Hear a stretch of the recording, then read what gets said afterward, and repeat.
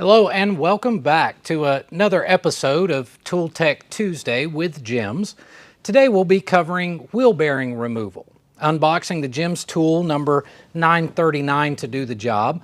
I'll toss in a few tips and tricks, of course, and I'll announce the winners of the last episode's caption contest. So let's get rolling.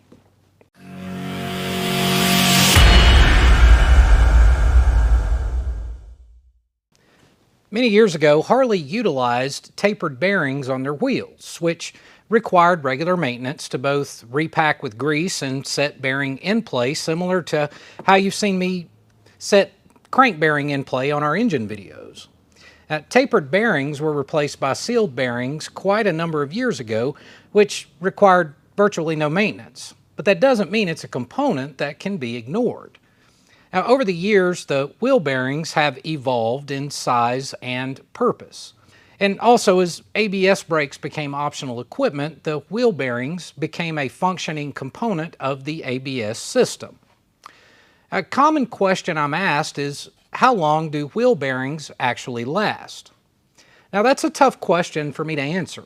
I've seen some last over 100,000 miles, but others, particularly those for ABS-equipped bikes, I've seen them fail completely in as little as 10 or 20,000 miles. It's hard to say why there's such a range, but contributing factors to premature failure would be things like blasting them with a pressure washer or using harsh chemicals on your wheels that can actually seep into the bearing past the seal, over-torquing the axles, or installing a rear wheel crooked can all lead to premature failure. A leaking bearing seal will actually destroy it too. That said, every time you get a service done and every time you replace a tire, it's a good idea to take a close look at the bearing. Its rotation should be nice and smooth. It should have a little resistance because of the grease that's in it, but quiet, with no up and down or side to side play as you rotate it. There shouldn't be any grease buildup on your axle spacers, which is a sign that the bearing seal has leaked. Now, a bit of a pro tip: when you have a tire installed, there should be anti-seize used on your axles. Often this can build up on the axle spacer and it'll fool you. It can look like grease over time as dirt piles up on it and it crams in there. So make sure to always wipe the bearing spacer clean after you install the axle, so that if the bearing starts leaking, then the grease will be a bit easier for you to identify. Now, removing a wheel bearing seems like a pretty simple task at first, but in reality, if someone doesn't take proper precautions when removing the bearing, you not only risk damaging the tool, but you also can damage a rotor and even the wheel. Now, remember the abuse these bearings take. It's a lot of heat, a lot of pressure, the elements. But you also have to remember that the bearings are steel, yet the wheel is aluminum. And when you have changes in temperature and you have moisture and dissimilar metals all paired together, you also have corrosion. If you're too aggressive removing the bearing, you can gall the aluminum in the wheel, which means the new bearing won't have a proper interference fit. Unfortunately, sometimes you just can't avoid it. I actually recommend, even if the bearings are okay, replace them every 40 to 50,000 miles or so, if anything, to reduce the opportunity for that corrosion to build up over longer periods of time, which again could damage the wheel when you do need to actually replace them. This kit is actually an installer as well as a remover. Today's video, we're just going to discuss removing the bearing. In an upcoming video, we'll talk about the bearing spacer and actually installing the bearing in place. Now, this wheel in particular is off of it has a 3/4 inch bearing, and it is for a 2002 Dyna. So it's been here that bearing's been in there for about 20 years. I chose this wheel because I didn't want you guys to accuse me of making this look too easy. This one's been in here for a while, so it's probably going to be a little tough to remove. In the box, that's interesting. The tool was inspected by number 3. I don't know who number 3 is, but thanks, number 3. If you remember in the main shaft bearing race removal tool video we just did, we had the heat stickers. Well, these also come with this particular kit. You have the bridge, you have several different spacers that will be used during the installation process, which we're going to do in a different video. This long threaded bolt is also used for installing the bearings. Then you get several of these, actually 3 different sizes, because again, we have 3 different types of bearings we're working with. We also have a couple of different size hex nuts, a couple of large bearings, or a couple washers, and then we also have this bearing here. Now, this job, there's no question, this job is considerably easier if the wheel is positioned in a chock or in a wheel vise of some sort. But I'm making these videos for a lot of you guys at home, do-it-yourselfers. You may not have access to that. So we're going to do it on the workbench. It's going to be fun. Now, the first place I like to start with the wheel, let's remove any dirt that's inside the hub and along the bearing, just to, again, make it a little easier to pull this thing out of there. As with the main shaft bearing race tool video we did, a couple of weeks ago there, we always want to make sure to lube all the contact points, all the threaded areas, anything that would be under pressure or see extreme friction during this process. So again, you can use anti-seize. I like to use assembly lube because again, when you put anti-seize in one place, it ends up every place.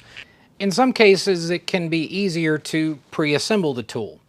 But because of the spacing between the bearing and the axle spacer, I like to actually install this piece first. One of the most common issues that people have with this particular tool is being way too aggressive with it when you're putting it inside the actual bearing. They hammer this thing into place and actually skip past the very, very small gap that is between the bearing and the wheel spacer. We want to be very careful and very slow when we insert this into the bearing. What we should hear when this ridge on the tool passes just beyond the bearing and is between the bearing and the spacer itself, we will almost hear a little bit of a click.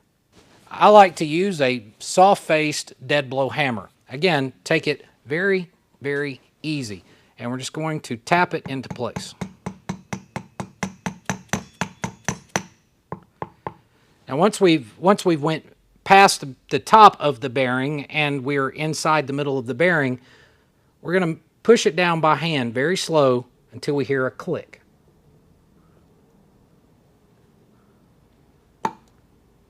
Perfect.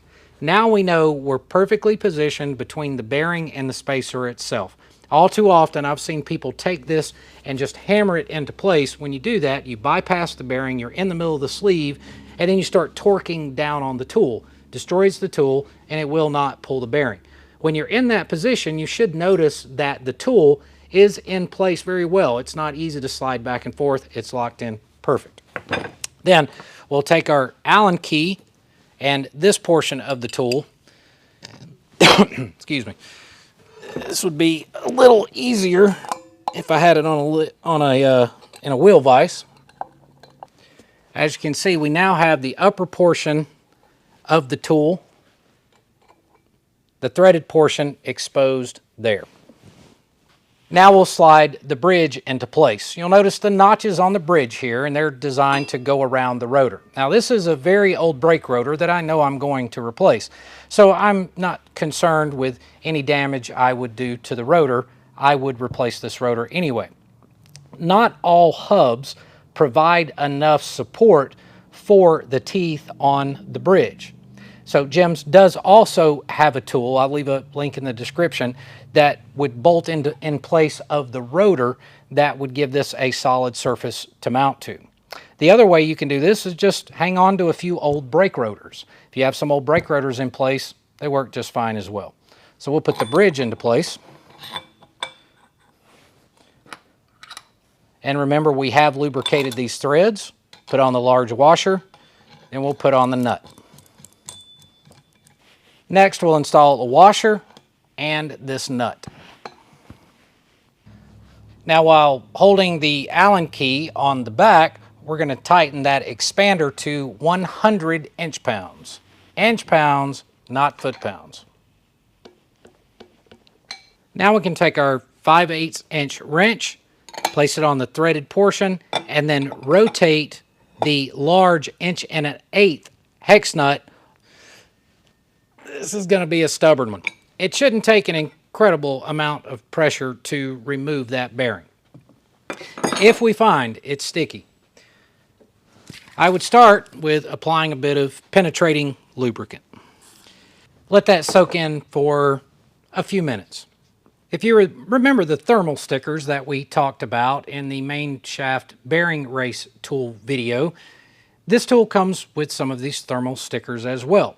If you apply 2 or 3 of the stickers around the perimeter of the hub, give yourself enough room to get in there with a heat gun to apply some indirect heat. When it reaches 200 to 210 degrees, of course, the middle square of those stickers will turn black. Of course, don't use the heat gun directly over the sticker.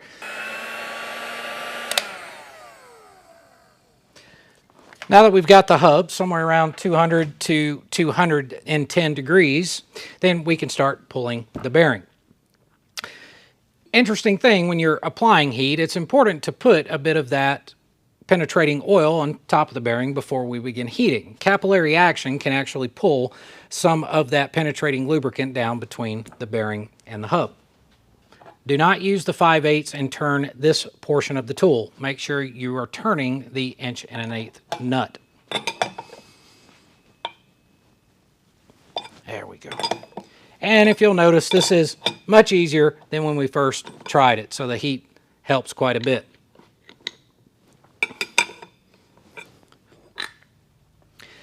And of course, at this point, we'll disassemble the tool and repeat the exact same procedure for the bearing on the other side.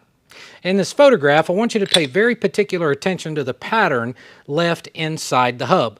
You'll notice the areas where you can see the penetrating lubricant, because of capillary action and because of the heat applied, actually pulled some of the penetrating lubricant between the bearing and the hub, making it easier to pull the bearing.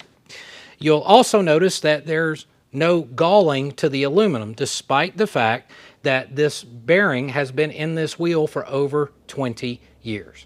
So guys, doing things right, taking your time, preserves the tool, preserves the wheel. There'll be no problem putting a bearing back in this wheel, and he'll see many, many more years of life out of it. Now for the contest winners. Winners were chosen by Jay Thiessen, the CEO of JIMS. He shared that with the whole crew there, with Greg and Jim and Denise and everybody else. Everyone got quite a bit of a chuckle out of the photo captions that were left. So let's get started. Our first winner would be our channel subscriber. You will receive one of the main shaft bearing tools that we featured in the last video. The photo caption left by Jeffrey Jones 2000 was, "What did you do with your stimulus check?" Pretty funny. Channel members were going to receive a $250 gift certificate toward the purchase of anything from the JIMS catalog. The winner of that $250 gift certificate is Kevin McCarty. Kevin's photo caption was actually me, KB, as a young grad of the Evel Knievel Jump Troop. I got a chuckle out of that one, Kevin. Thanks a lot, man. I appreciate you leaving that. And the last one, we decided to do a bit of a consolation prize. There were so many funny ones that came through. There was one in particular that was left referencing a bit of a meme that I put up regarding toxic masculinity. There was a car show in a city out in Texas, I believe it was in Austin, Texas, where people were complaining about muscle cars making loud noises, and they stated that it was a display of toxic masculinity. I made a joke about that, and there was one comment left by actually our very first channel member, and that is Carrie Lewis. So the folks at JIMS thought that it was quite comical, and then him referencing our previous comment, they wanted to throw a bit of a consolation prize to Carrie. So they're going to give Carrie a t-shirt, and then the whole executive staff and the crew at JIMS are going to sign that shirt and give him a big thank you. So Carrie, Kevin, and Jeffrey, if you guys would do me a favor, shoot me an email to kevin@baxtersgarage.com. Please include your contact information, phone number, your address, and we'll get this stuff out to you as soon as possible. Again, guys, thanks for watching. In the next episode of Tool Tech Tuesday, we will be tearing down the transmission that we covered in the previous video. I'll also be showing you a new rebuild kit that JIMS has available, a single part number with all the bearings and gaskets and everything you need to rebuild a transmission. And of course, we'll be showcasing all of JIMS tools to disassemble and then reassemble that transmission. Thanks a lot for watching, guys. We appreciate you very much. If you enjoyed the video, smash the subscribe button, hit the reminder bell so you'll get notified with every future video. And of course, I would love to hear your comments. Leave a comment below. Let me know what you think about the video and if you have any questions. Take care of yourselves and each other. Have a good one.